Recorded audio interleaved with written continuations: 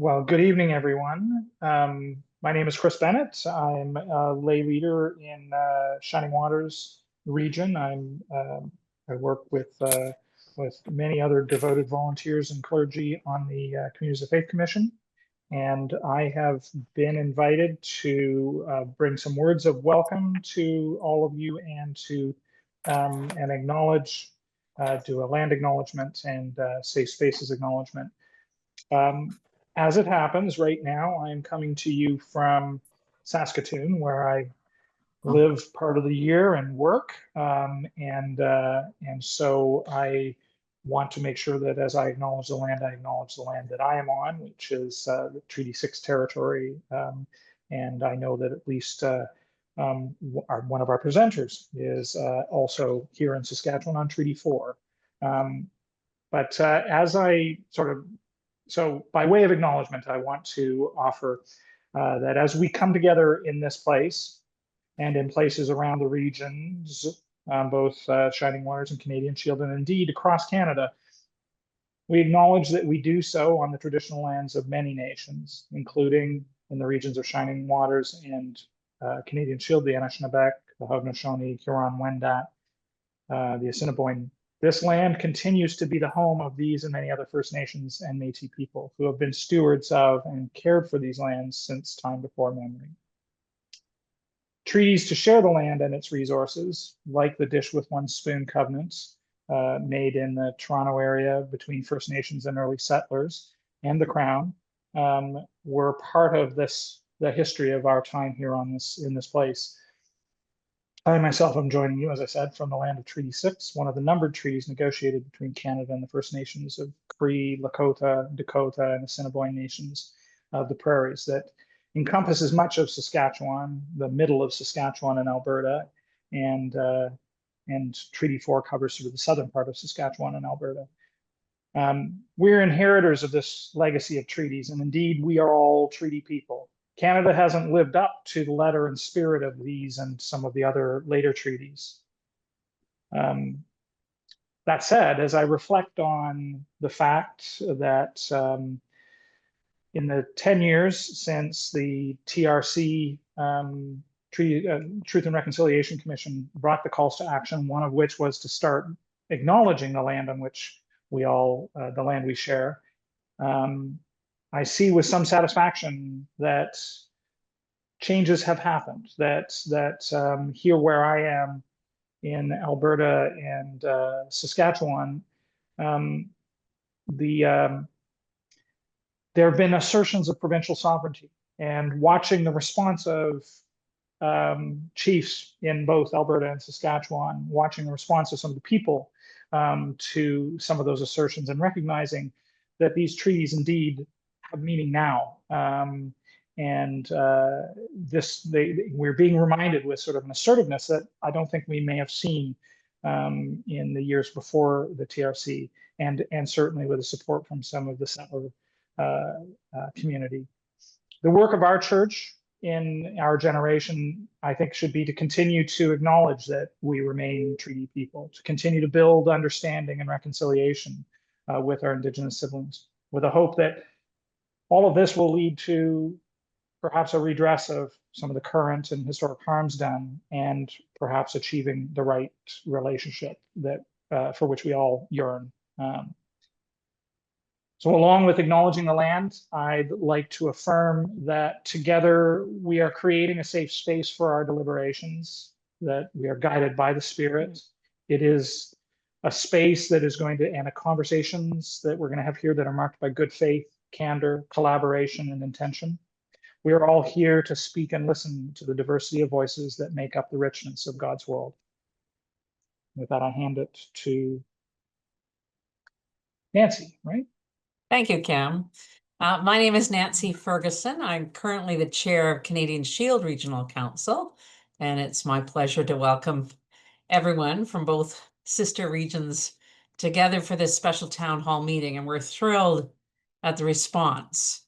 We have currently 108 on screen, and I believe it was a few more that had registered, which was quite astounding for us as a planning team, and we're so thankful that you're interested, because this is really an important piece of work that the church is going to be deliberating at the General Council, and is inviting us also to do the same. So Cam is going to give us an introduction into towards 2035, and we're going to have some breakout groups, and hopefully give us a chance to begin the unpacking of this report and how it impacts us, where we live and work and minister, and how we may find life through this report. So in that vein, I'm also charged with opening the meeting with prayer. And I turn to Ted Loader. Now, here's an older fellow from years gone by. I discovered him sometime in the 80s, but he just has a way with words. And this prayer poem he wrote struck me that it might be appropriate for tonight. So instead of the standard prayer, here's something a little bit different. It was entitled, I Praise You for What Is Yet to Be. I praise you for what is yet to be. Let's pray. Wondrous worker of wonders, we praise you, not alone for what has been or for what is, but for what is yet to be. For you are gracious beyond all telling of it. We praise you that out of the turbulence, a kingdom is coming, is being shaped even now, out of our slivers of loving, our bits of trusting, our sprigs of hoping, our tootles of laughing, our drips of crying, our smidgens of worshiping. That out of our songs and struggles, out of our griefs and triumphs, we are gathered up and saved, for you are gracious beyond all telling of it. We praise you that you turn us loose to go with you to the edge of now and maybe, to welcome the new, to see our possibilities, to accept our limits, and yet begin living to the limit of passion and compassion, until released by joy, we uncurl to other people and to your kingdom coming. For you, God, are gracious beyond all telling of it. And the people say, Amen.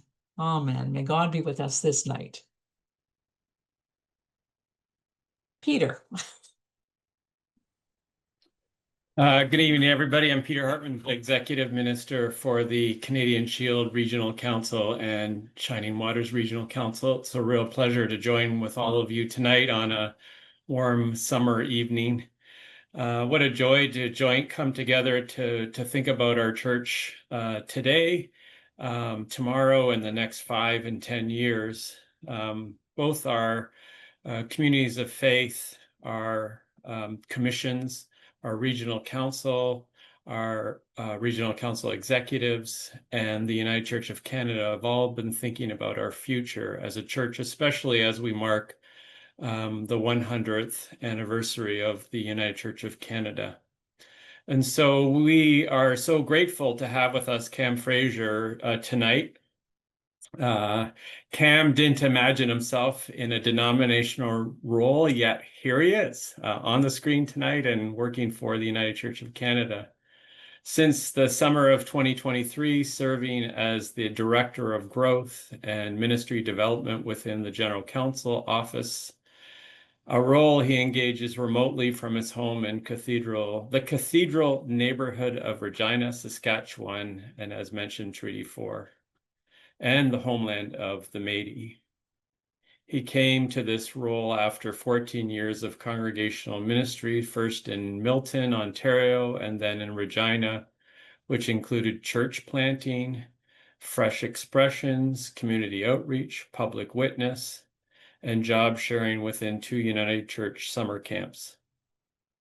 Cam was drawn to this role to focus on the future and commitment to local churches as the main site of partnering with God in the work of being Jesus's beloved community. And without any more words from me, we're so glad to hear from Cam tonight to present to us the 2035 presentation.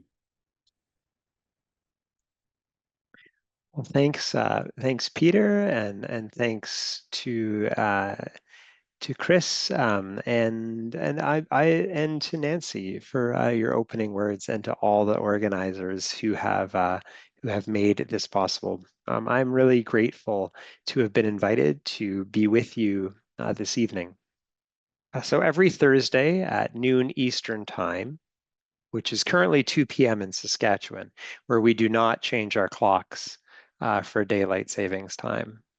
This past year, I was in Newfoundland on one daylight savings time, and then Ontario for the other ones. And for people from Saskatchewan, where we don't change our clocks, like losing and gaining sleep was just an indignity beyond what I could imagine, but I survived. On Thursday afternoons, members of the Growth Department and others in denominational staff gather with people from different communities across the country. And every week we pray for the ministry of United Church of Canada Communities of Faith. Our staff and others bring things to those gatherings that can be prayed for, or send them by email. And so it's so wonderful when I am in regional gathering spaces to interact with and to hear about the life in the communities that we pray for each week. If you'd ever like something lifted up in prayer, please let us know. Or if you'd ever like to join us, you'd be more than welcome. This evening, we're going to speak about Towards 2035. This was the subject of a letter from the General Secretary that was sent out within the church last month. Perhaps you've read it. A link to that letter was shared in the event page for this evening as well. And presentations like the one I'm going to offer this evening, introducing is a very key word there. Introducing Towards 2035 have happened at a number of regional council gatherings this spring, and more will engage it in the fall. And Towards 2035 will be one of the topics of conversation at General Council 45 in Calgary. And I hope that you'll leave this evening interested in continuing that conversation, because the word conversation is going to come up a lot, because really what we're talking about here is a conversation. And I use that word intentionally rather than the word proposal. A proposal asks us to do a particular something, and a conversation invites us to engage differently. And I hope we'll see the intentionality behind that as we move along. Towards 2035, as the name would suggest, is about the future. Specifically how the United Church of Canada of today understands ourselves to be called by God to orient ourselves towards the future as we are here in our 100th year and we think about what is next. This is a conversation that had its origins in the work of regional council and general council staff leaders and general council executive, who in their responsibility to look at the church from the perspective of the whole, from coast to coast to coast, lift things up for the church to think about how we might engage at other levels. And the hope is from here, all areas of the church will engage, particularly at local levels, within communities of faith and amongst communities of faith who are connected geographically. This is a conversation rooted in attending to the current reality of the church and wondering what it tells us about where we might be headed, and asks us how we might be called to respond. So in my presentation, I'm going to offer eventually some visualizations about data about the United Church of Canada. And I'm going to invite us to reflect. We're not going to try to be statisticians this evening, but we're going to be invited to think about how do these numbers, how do these charts perhaps reflect the situation within the United Church as we know it, within the place where we worship and where we work, and within the United Church around us and what we know. From this picture, I'm going to invite us to think about what it would mean to hold for ourselves a vision of the future, a vision of what the United Church of Canada might look like in 2035. But I want to ground our part of this conversation. And so if you're willing, I want to invite you to pause in your thinking. Whether you keep your eyes open or closed, it's really up to you. But to come into a moment of reflection. It's a little harder to do when we're dispersed and interacting with one another through screens. And if you've got a second window open, if you're like me when you're on a Zoom meeting, you've got like your Zoom window and then like the 14 other windows that you're looking at. And I'm going to invite you for this moment to just have the one. And however centering feels for you, to gather around these words. We are not alone. We live in God's world.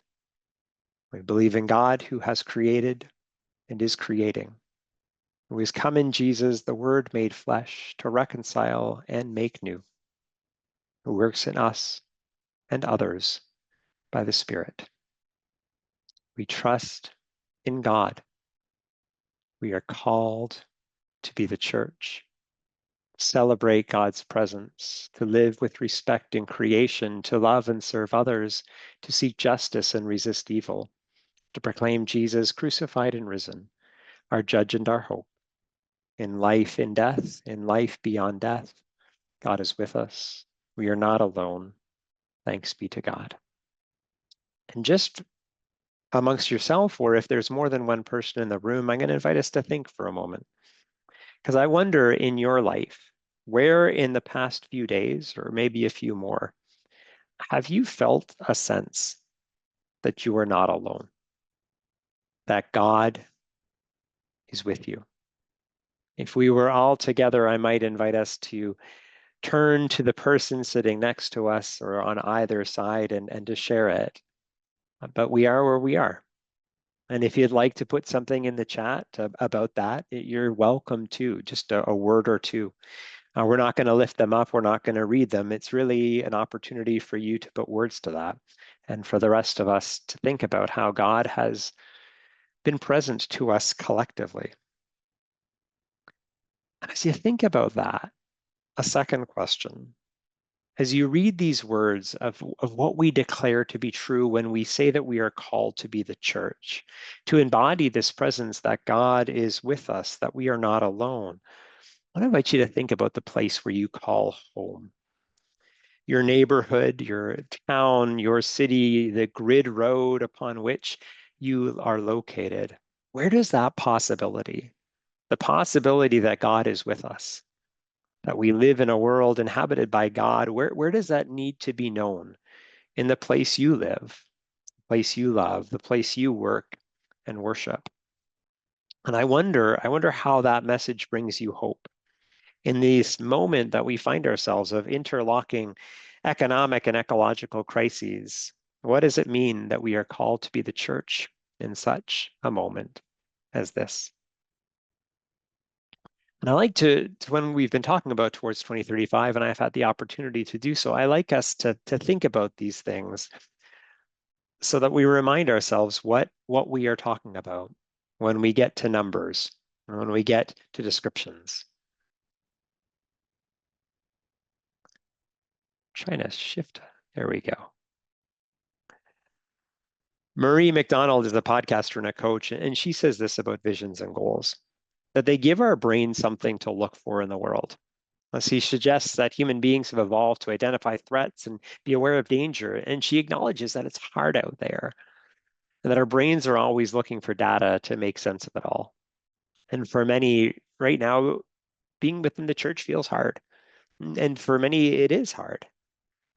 And with all the evidence and experience of things of being hard, what would it mean to hold a vision of what we long to see? Something that we can look for in our world so that when we see signs of it, we're giving our brain something to hold on to. In the book of Isaiah, we read this: I am about to do a new thing. Now it springs forth. Do you not perceive it? I will make a way in the wilderness and rivers in the desert. And so when regional and general council staff leaders and general council attended to the state of the church, they began to ask amongst themselves from their space of serving the whole church, whether there's something that could be articulated, that could be the beginning of a vision of what the future of the United Church might look like and could work towards, something that could be held up to give us something to look for in the world, to guide our work, and to be offered to the whole church. So what would it mean to speak about the United Church in 2035 like this? And if you saw a handout earlier in the email and on the event page, these words may be familiar. Inspired and resilient communities of disciples live their ministry in diverse ways, in relationship with faithful, adaptive ministry leaders present in rural and urban places, coast to coast to coast. The denomination as a whole has distinct Francophone, Indigenous, and intercultural presence, and it more closely reflects the diversity of Canada and includes the presence of all generations, notably children, youth, and young adults. And if you're thinking to yourself, well, Cam, that's pretty broad. That's sort of the point. That's sort of the point for now, to sketch some things that we can say of common. When speaking with someone about this at a presentation, they noted to me about the presence that they were connected, or the place where they were connected, their local community. They wondered if this might be true of the United Church more broadly, and I thought it rang true to many of my experiences where I find myself particularly on the prairies. And I wonder about you. The person said this: it feels like we understand ourselves to be a failed big church. And that stops us from being what we could be with what we do have today, what God and our neighbors need us to be today. If 40 years ago it was assumed that there should be a United Church of Canada congregation in every high school catchment area, or every small town that the railway stopped, and even if we've determined that this is no longer the present reality nor the future of the United Church of Canada, have we articulated for ourselves what we might say in its place? For the next few minutes, I'm going to introduce some points of data that speak to the current reality within the church. This is neither the format nor the time to dig deep into any of these particular statistics. In the coming months, these materials are going to be made available to the whole church in forms that can be more closely engaged. And so for today, I'm going to show some charts and name a few numbers, but I mostly want to invite us to focus on the direction and the degree of the shift that we see. And for tonight, my invitation to us is to ponder whether this rings true to our local experience. I want to name that this is by far not the first time within recent years the United Church has done such an analysis from some level or another, and that past initiatives have sought to name the urgency of the moment. Energy wanes and attention goes elsewhere. But first, two pieces of context. When we look at census data, comparing 2021, the most recent census available, and 1991 about religion in Canada, we see that during that time, the largest groups named, Roman Catholic and the United Church, blue and red respectively, have declined at steady rates. Other faiths, the gray, has increased, but the truly significant shift is the yellow one there. The respondents who claim no religion, from under 4 million to above 12 million. Second piece of context. We also see in 2021 what the census names visible minorities, reflecting almost 26% of Canadian population. We know that many immigrant communities bring gifts of other faiths with them, that gray line we saw on the chart previous. And also many come from Methodist or Protestant traditions, some who look to practice their faith amongst their ethno-linguistic community, and others who seek a Canadian expression akin to their Christian community of origin. And we also know that there are those who will come here as part of a Christian expression that does not have space, perhaps for emerging understandings, perhaps of gender or sexuality, and may look for an alternative faith expression that allows them to bring these two things together. And I leave these for context for us. These are the contexts in which the United Church tells its story, understands itself over the past 20 years, and the story that we're going to look at for data. What I'm going to show us is created by taking the data submitted by communities of faith from 1992 through to 2023 from the statistic forms, and data analysts who work for the General Counsel Office take these things and they plot each year. And doing so, they can project towards 2035. And when this was done, people often wonder, we did it with the numbers from 2020 to 2022, put them in, pulled them out, and did not see a significant difference, and so kept them in. Now, this is done with a couple things in mind. A belief that data tells us a story, never tells us the whole story, but it gives us something to think about, something to tie our thinking to, and something to be in conversation with. And this is also done with the belief that data can sit at the table even as we acknowledge the spirit sitting at the head of the table, and can acknowledge, I can be there alongside our theological and biblical reflections and conversations, and offer us support as we seek to discern God's leading. Sometimes these statistics feel a little bit stark or a little bit challenging, and often they don't feel overly surprising for folks. But the important thing is what do they ask us to think about? So this chart represents total membership of the United Church of Canada. And the further charts are set up in this way. The gold always represents 1992.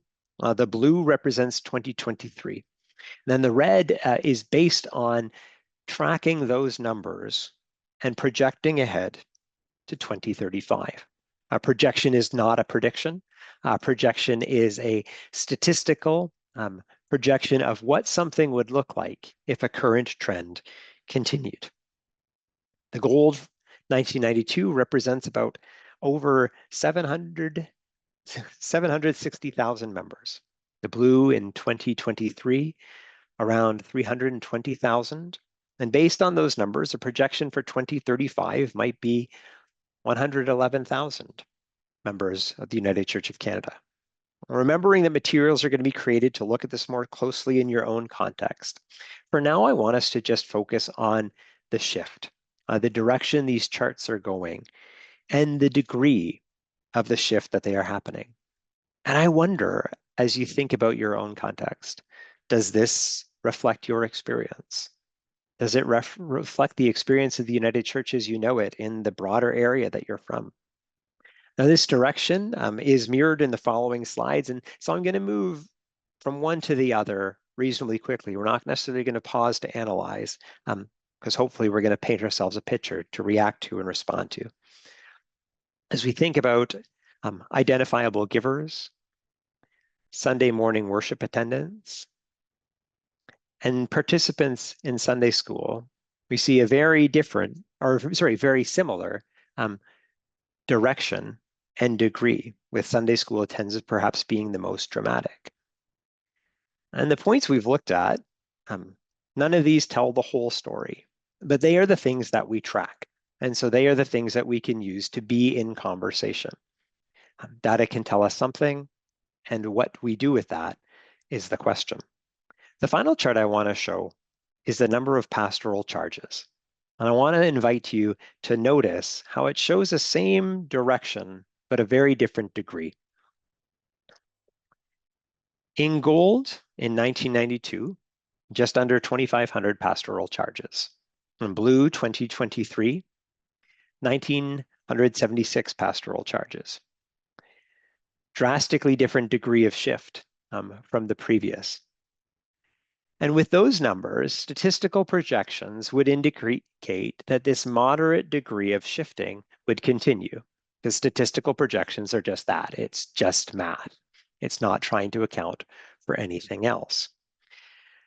And I'm guessing many of us would look at that and think, well, that's probably not possible. There's no way that that's what it could look like in 2035.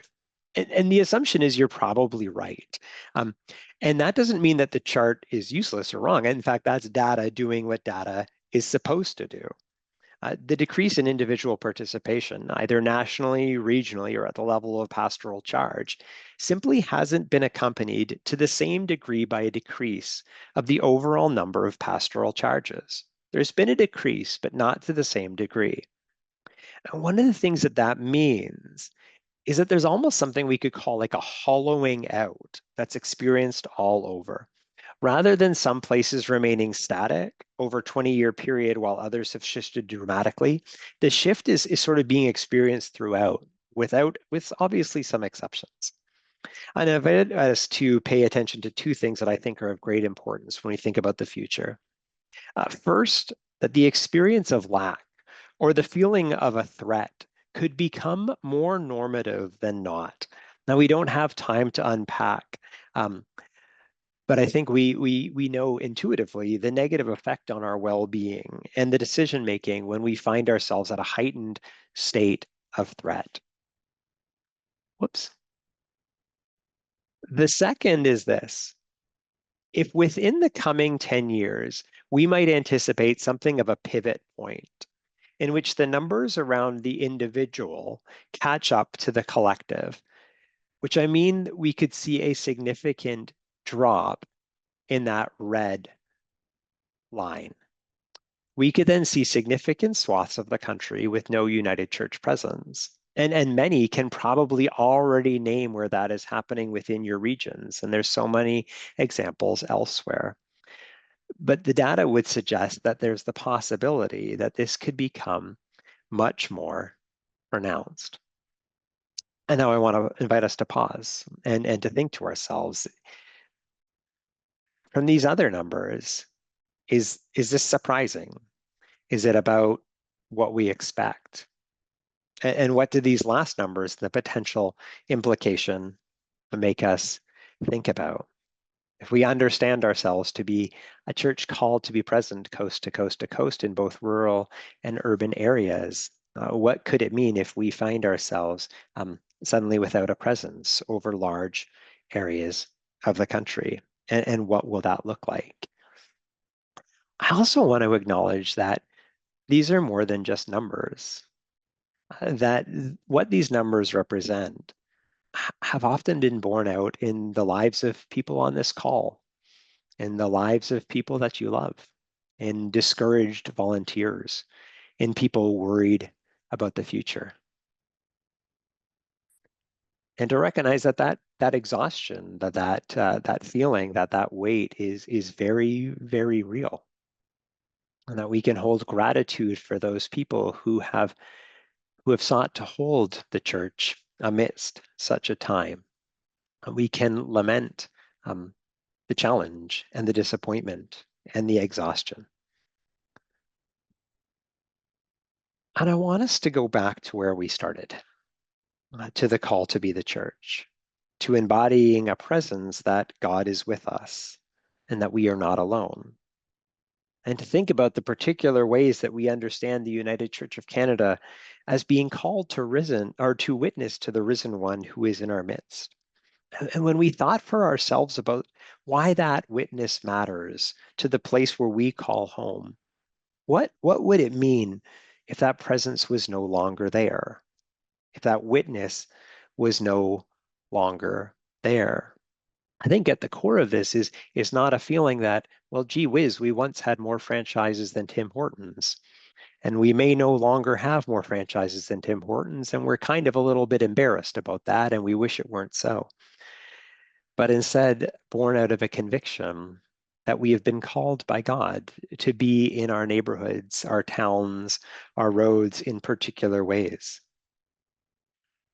When I presented at Chinook Winds a couple weeks ago on this, the worship that morning included an invitation to look at what we have and not what we lack. It is absolutely true, and the charts would support this, that the number of human beings who currently live out their discipleship in the way of Jesus through the United Church of Canada is significantly fewer than it was 20 years ago.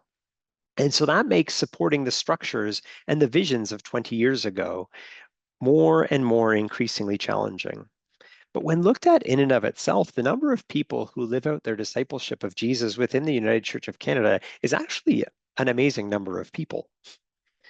And if that energy is oriented towards the calls and the possibilities of today and responsive to the needs arising out of our connection to our neighbors today, what possibilities of embodying that we live in God's world are available to us? Can we then recognize and name that the shifts these numbers have been represented have been borne out in exhaustion and discouragement that sticks with us, both individually and collectively? And perhaps we can seek to live into an identity no longer of a once large church, but now a deeply engaged community of disciples that is looking forward to our future with a full sense of who we are now and what that reality allows us to engage and what it calls us to accept as a reality. A smaller united church is no less called to be faithful witness, is no less empowered by the Spirit, and perhaps this moment will ask us to lean more into the latter than we once thought was needed. Is it possible that even God says to us now, I'm about to do a new thing? Now it springs forth. Do you not perceive it?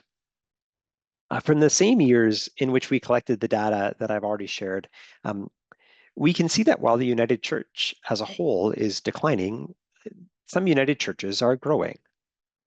In 2023, 205 pastoral charges reported an increase in membership. 604 reported an increase in worship attendance. 189 pastoral charges baptized adults, 12 years or older. 316 welcomed people by profession of faith. And of those, 24% of them welcomed 5 or more. And over 12,000 people who are 12 or older became members. Now, we know that some of those might have been a confirmation class, like probably the one that I was involved in the early 90s, graduation from church and on to Sunday sports or something else. But that's not all of those 1,200 people. Of all the other things that they could have done on a Sunday morning, they chose to become members of the United Church of Canada, of a particular community of faith therein. And that's only, of course, one way of expressing one's faith commitment, but it's a particular way. They got up in front of people, and we know statistically more people are scared of public speaking than they are of death. And so they got up in front of people and they made a profession of faith. Or they let someone put water and oil onto their forehead. Of all the things that were happening, they chose to do that. Something's happening in their lives that's worth paying attention to. And these are just the numbers that we track. Now, I'm not trying to make a case that these numbers are equivalent or balancing out, but they're worth paying attention to. They're telling us something. And we're working on creating a picture around the influxes all across the country of African and Middle Eastern Protestants who are engaging in United Church congregations, because we know anecdotally it's significant. We also know that in 2022, the United Church engaged a public survey which noted that 60% of non-religious Canadians who were surveyed expressed feeling something that could point towards a desire for community and belonging, another sign of possibility, but that those folks expressed a low confidence that church could be the answer. So there's a possibility in there for us to wonder what it might mean to us. So if we are to begin our hope for the future of the United Church of Canada with terms like these, and we see from data and our shared common experience some of the challenges and need for attention, if there is possible that large swaths of United Church areas may no longer have a presence, but yet we feel called to be in both rural and urban spaces, what do we do about that? We are called to be coast to coast to coast. If we are to say that inspired and resilient communities of disciples are those who live out faithful witness, perhaps understood as deep spirituality, bold discipleship, daring justice, or the words of a new creed that we have shared about living out a call to be the church. And if we think that resilient means having a sense of enough, not to be anxious about that one crisis that might change everything. In my work with the church, I get to talk to a lot of people, and one of the common things that I hear when I say, how are things going? They're like, they're good right now, as long as ... Whether that's one giver passes away, a volunteer moves to be closer to grandchildren, a significant property repair, because these are the things that happen. They're not like a once in a lifetime phenomenon. And are our communities resilient in the face of such as these? Now, I began by stressing that Towards 2035 is a conversation, not a proposal. I mean, if we could simply propose and it would be so that in 10 years, the United Church communities would look like this, I'm sure we could get some movers and seconders pretty quick. But it's more complicated than that. A conversation asks us to pause. It asks us to pray. It asks us to wait on the Spirit to wait for wisdom and insight and courage and conviction to approach what could become. So here is the invitation, that we would enter into conversations within our communities of faith and spaces like this, and that we might discern out of a conviction that God has a role for the United Church of Canada and its communities to play, how we might faithfully live that out. Things like this then become not prescriptions, but spaces for conversation. What does the United Church of Canada need in order to engage in its conversation? And I wonder what conversations are already happening in the places that you call home. What supports would be needed? What conversations need to happen within individual communities is all and hugely important amongst communities within geographic proximity. If we're able to see such communities present, not just in some spaces where conditions are more favorable, but truly to serve the breadth of Canadian geography, especially in rural areas, what conversations do we need to have?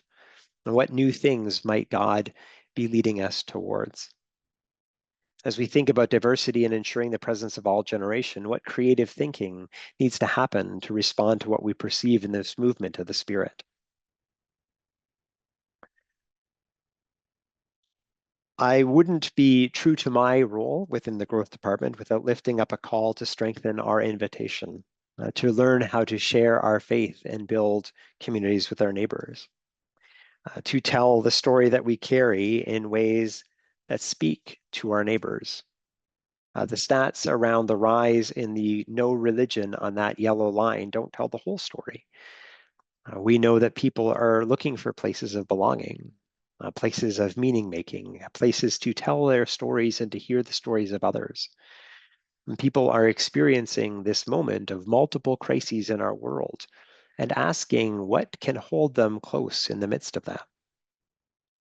In the piece, A Place at the Table, we reach deep into one of the central symbols of our tradition.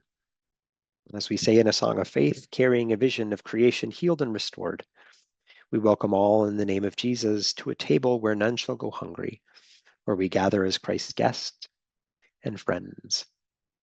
And so towards 2035 is not a fully formed proposal for us to think about what to do with, but an invitation to think together about where we have been, what we see around us, and what we might follow God's leading into the beginning of the next 100 years. So I think that the schedule is a pause for questions and then a time to engage in small groups. And Diane, am I simply to open up questions there? Yeah, I think if folks want to take a minute to think, because you just gave us a lot of information. There we go. If you'd like to take a minute, folks, to reflect on what you've heard, and if you have any questions that you'd like to pose to Cam at this time, you certainly can do that. If not, there may be an opportunity for us to come back around before we wrap up this evening.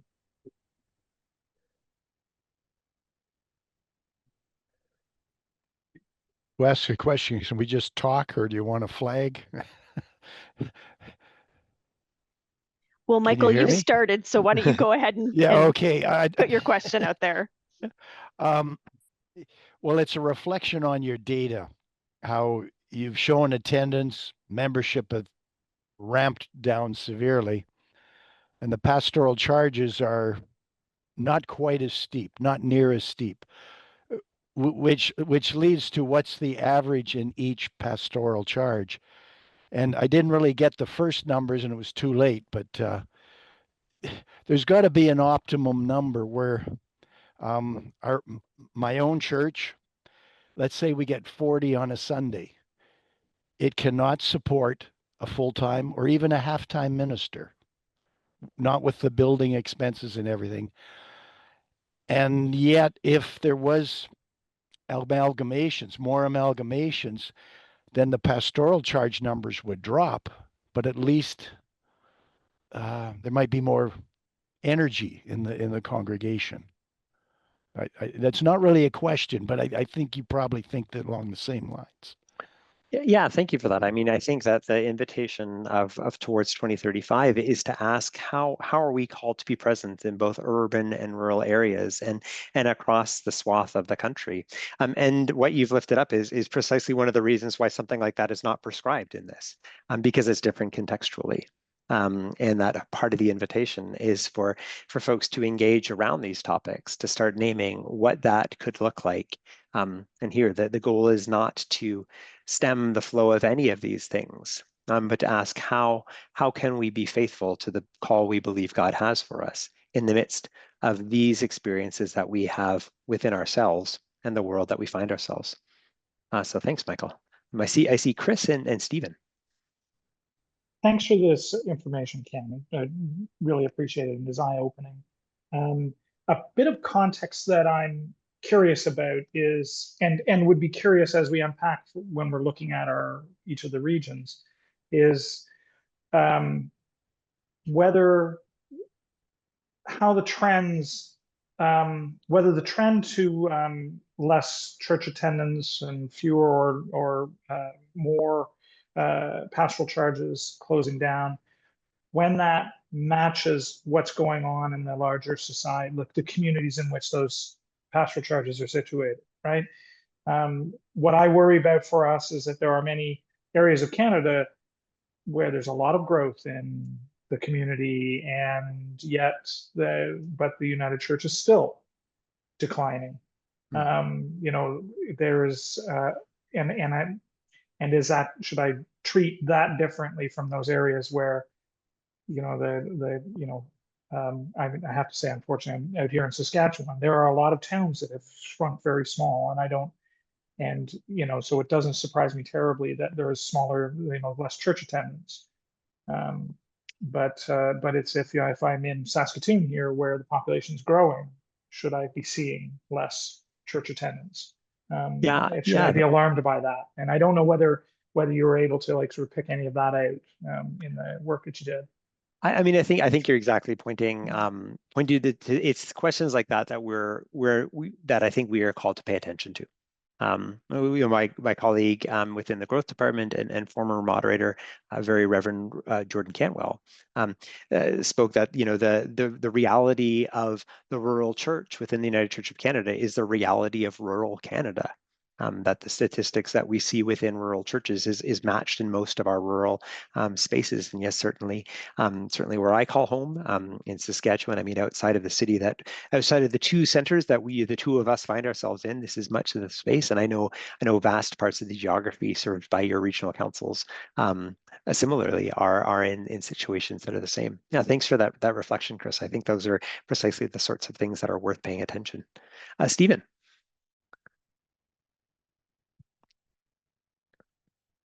There we go. Sorry. Hi, Cam. Thanks very much for your leadership today. It's great so far. I'm just curious, like part of the statistic, we got 2020, 1992, 2023, and 2035. And I'm curious, I'm curious knowing if there's anything in here that looks towards the technology now of the United Church and all the pastoral charges, especially with how big hybrid services are now. And wondering if people are counted. Like we have where I serve, we have a large number of people that come to church live on YouTube, watch church after church is done. Sometimes in some cases far more than come on a Sunday morning. And it feels like we've grown in that aspect because COVID did something to us, changed something in those 3 years that we were closed and locked down, allowing people to come. And in some cases, people might not necessarily have gone back to worship on a Sunday morning because they felt safer watching from Zoom or YouTube, but they're there and they're growing. And we have so many people that watch our Sunday morning services that aren't even local in Thunder Bay. They're from all over the place. They're coming from Newfoundland and Saskatchewan and Winnipeg and all that stuff. So I'm just wondering if that's reflected in there, or communities of faith counting the people that join them online. I don't know. We just started doing that ourselves. We weren't doing that before. We just had our membership list, but now it's probably far bigger than what it was before. That's all. Yeah, absolutely. Yeah, thank you for that, Stephen. Yeah, I think that the advent of online and sort of non-geographic membership being different than what we refer to as non-resident membership, like something that we've experienced before, but now having the possibility of active membership from somewhere else. I mean, it certainly offers such an intriguing possibility. Like how are we inviting someone who is living far away, to be in authentic community?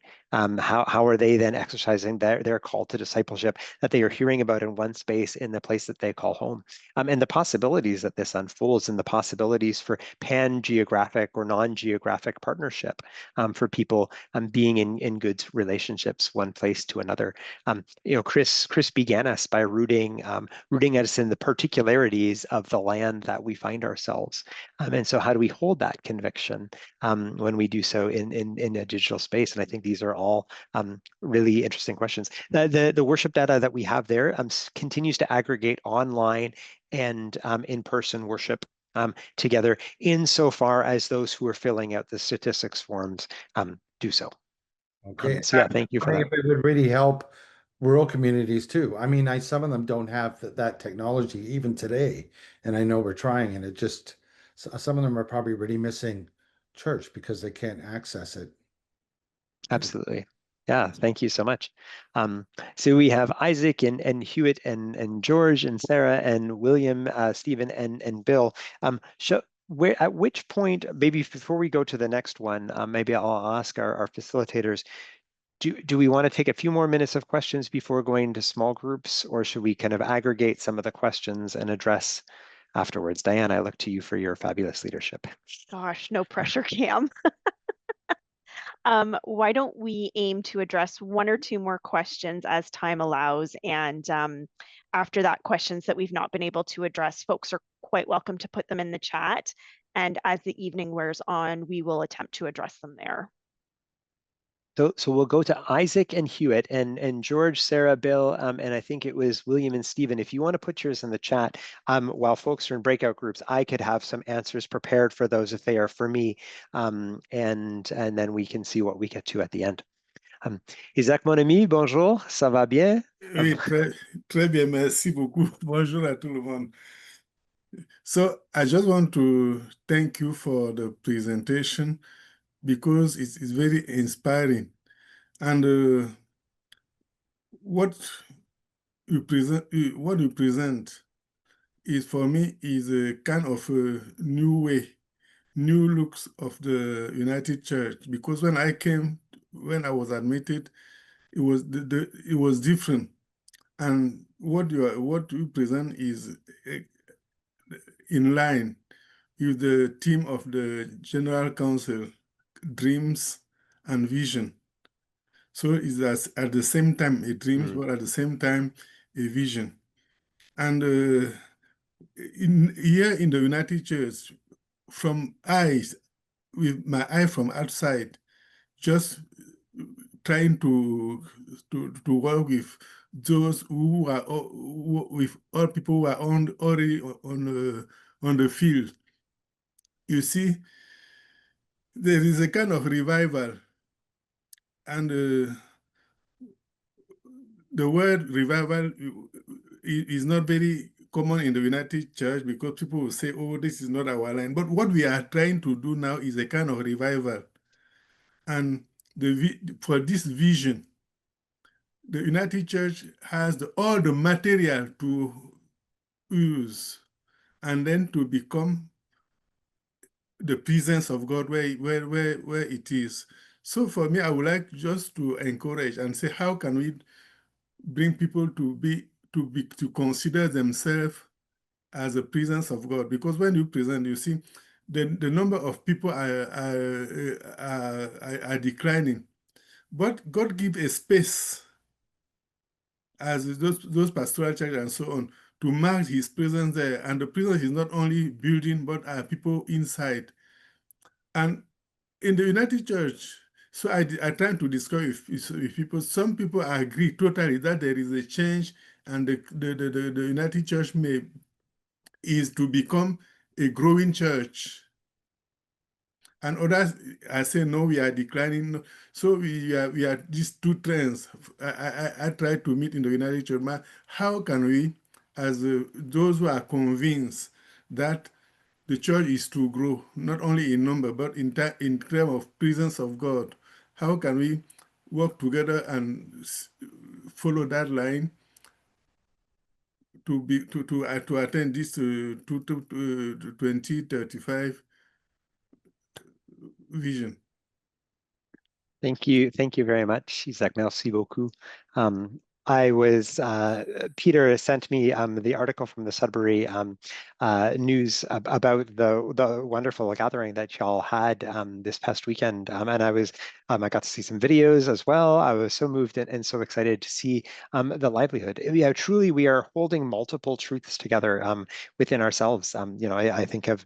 There's some nods to Ephesians 2 had something to say about multiple things being held together as well, I think. So perhaps a good guide to us and how we can hold these things together, recognizing that God is with us in all of that, and that there is perhaps different calls that we are responsive in those ways. So it's a complex but very exciting moment for us. Merci beaucoup.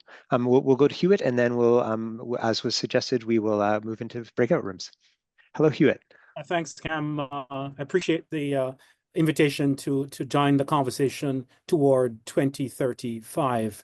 I view both the preliminary readings, the letter from the General Secretary and the summary, and also your presentation as what I call setting the context, the reality of the crisis of the moment, which is one of decline, but a call to adapt and to adjust and to live within the new reality. So I'm very much appreciative of the inviting us to the conversation. There's a question that is lingering. What are the new questions and perhaps practices, particularly in light of the slide you gave around the 26% of racialized and immigrant or new comers to the church? What questions or practices and what perhaps partnerships we need now to help us to live into this vision of 2035? Yeah, I mean, thank you. There's so many amazing examples of the intercultural and ethno-linguistic communities of faith that are bringing such life and wisdom into the United Church that dwell within the regions that I'm honored to speak to today. And there's so many amazing pieces of wisdom. Another spot for that at the beginning of the new year. The moderator hosted a gathering called Visions and Dreams, so sort of prefacing the theme for General Council 45, in which the General Council supported migrant and diasporic church plants were welcomed and acknowledged, and the different possibilities and the charisms that they are bringing with them as well. And I think that there's some really wonderful fruit for learning and conversation. And I think from what I understand, that's an important part of the DNA of these two regional councils is doing that learning and engaging in those ways. And so it's every time I've been able to watch it from your regional councils, I've been blessed and intrigued by it. So that's a bit of a non-answer in that I think it's just in that we could get so deep in it. And I think this is my way of saying y'all are in the right company to be asking that question and to do there. And Hewitt would love to have more conversations about that as well. And I think that as you go into breakout rooms, that is one of many things that could be discussed in there. And thanks for folks who have shared the questions. We'll look at some of those things to prepare for whatever time we have when we come back. And I'll hand things to Diane. Thanks so much, Cam, both for your moving us through the presentation, but also for the way you held space for conversations answered and yet to come. Friends, we are going to move into a time of breakout, and it's going to be a bit messy. I'm mindful that there's some watch parties that are happening tonight. If you are participating in a watch party, so if you're sitting around a table with your board or council or, you know, the key leaders in your church, please do not accept the invitation to go into the breakout space because it's really hard to chat that way. If you are in a space with just 1 or 2 of you, please go into the breakout space. You will have 15 minutes to chat about these conversations, these topics. What did you hear that excites you, that affirms you, that gives you hope? What did you hear that makes you feel curious or surprised? How do you imagine facilitating this kind of a conversation in your own context? And there's no way we will be able to address all of that in 15 minutes, but do the best you can to kind of touch on some highlights. I would ask that somebody in the breakout be prepared to jot down some notes so that those can be shared in the chat when we come back. I am going to send you, God willing, into a breakout room right now. And if you need some support with that, stick around and I would be glad to help you. So you should have an invitation. Go ahead and click join and we'll see you back here in 15 minutes.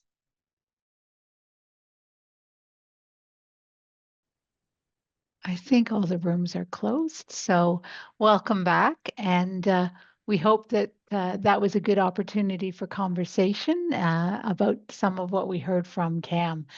So we're going to invite you now to do a couple of things in the chat. We'd like to hear from the breakout groups what some of the conversation was, some of the key points in response to the questions that Diane offered to you.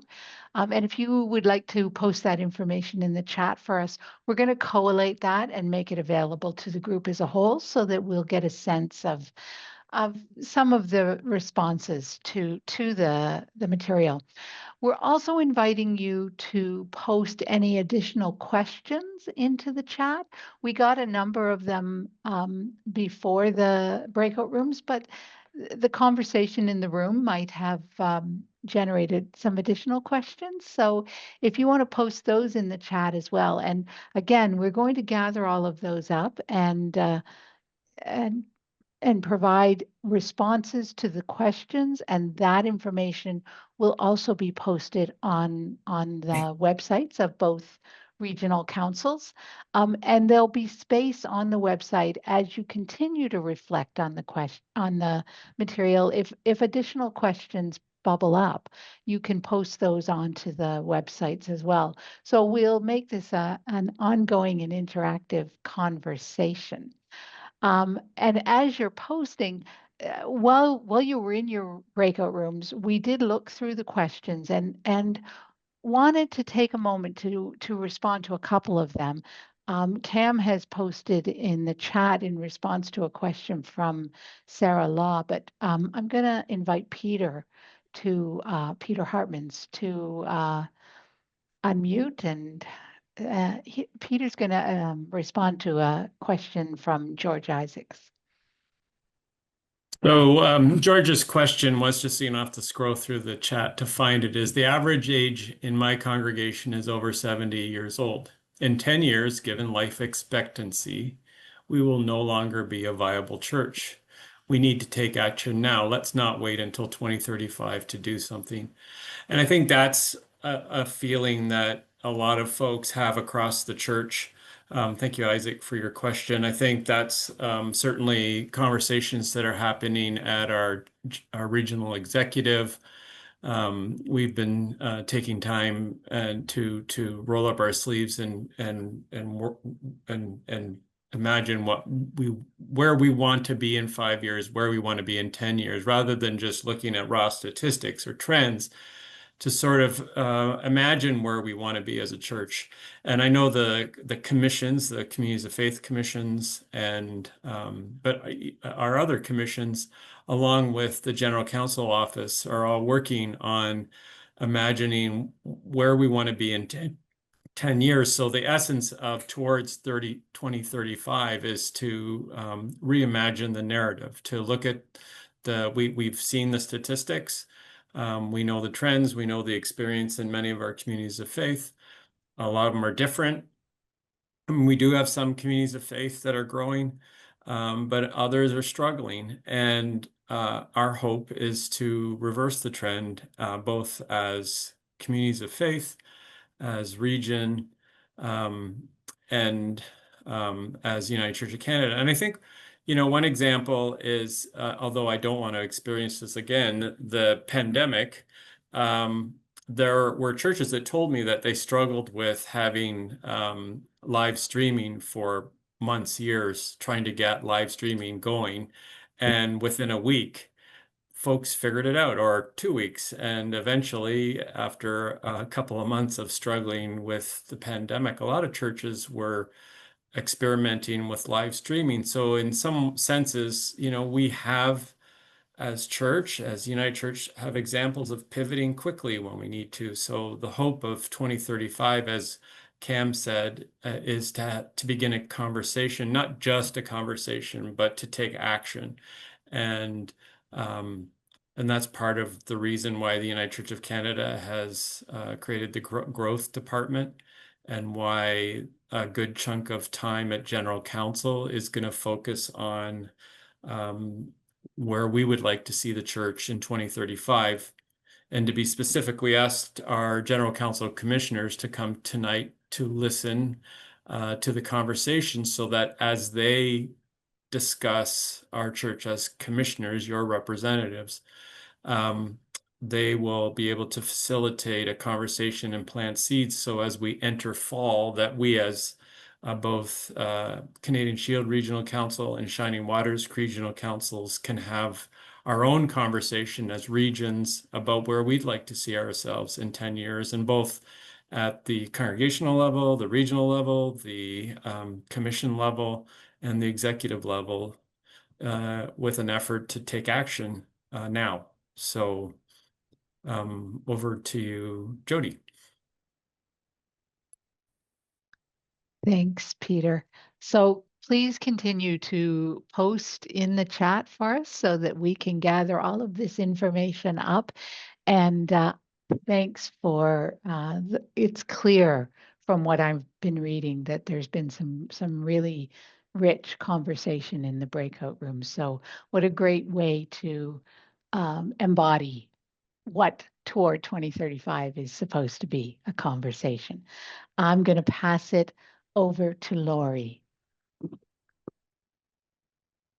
Thank you. Well, it is my great privilege today to offer thanks to Cameron this evening. So Cameron, thank you for your thoughtful and your courageous leadership in guiding us through this illuminating and this heartfelt conversation about the future of this beloved church of ours.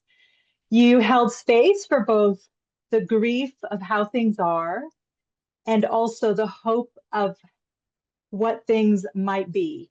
And you held both with grace, acknowledging the challenges that we face, but also inviting us to imagine, to envision a new thing as we move towards 2035, to imagine new possibilities that are rooted in our faith, that are rooted in our resilience, and that are rooted in community.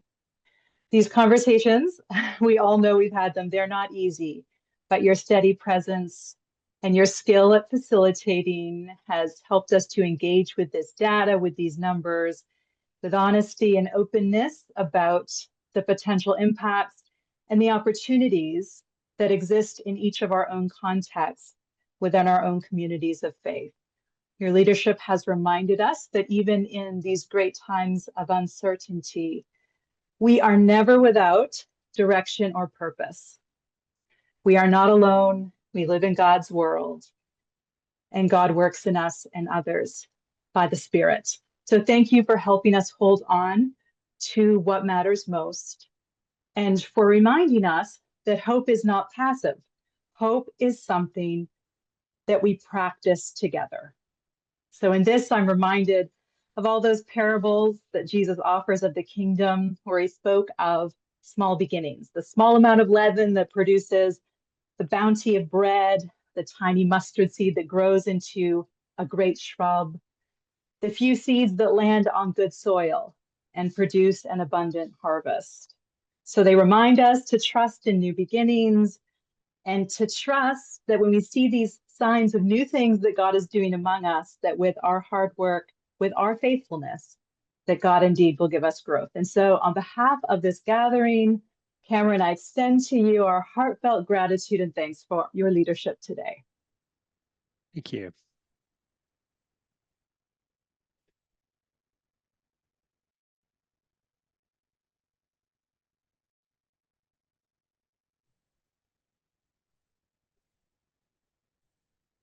So thank you to everyone who came, who listened and shared their hopes, visions, and dreams. In 10 years, where not all of us will be here.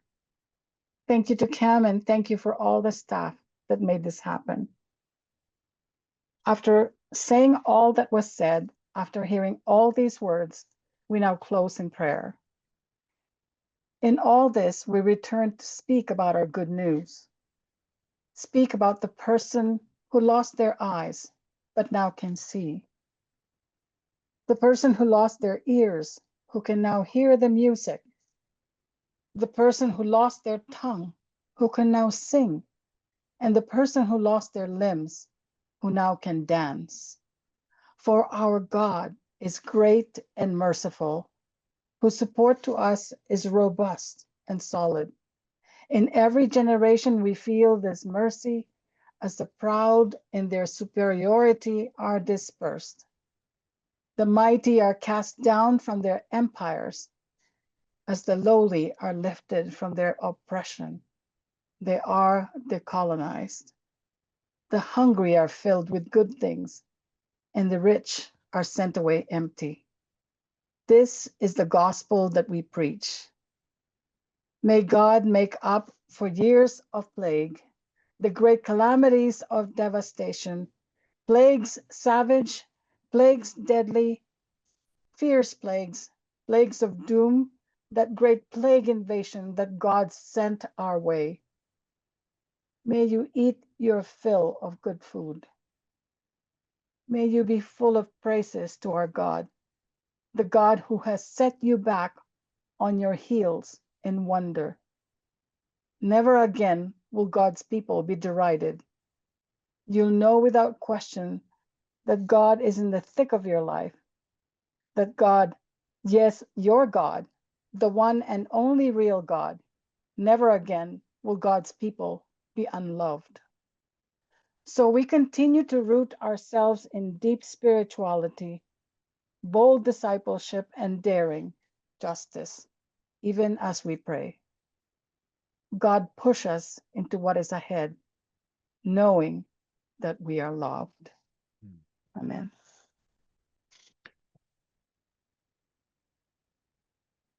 Thank you, Tina, and thank you all. Go in peace, my friends.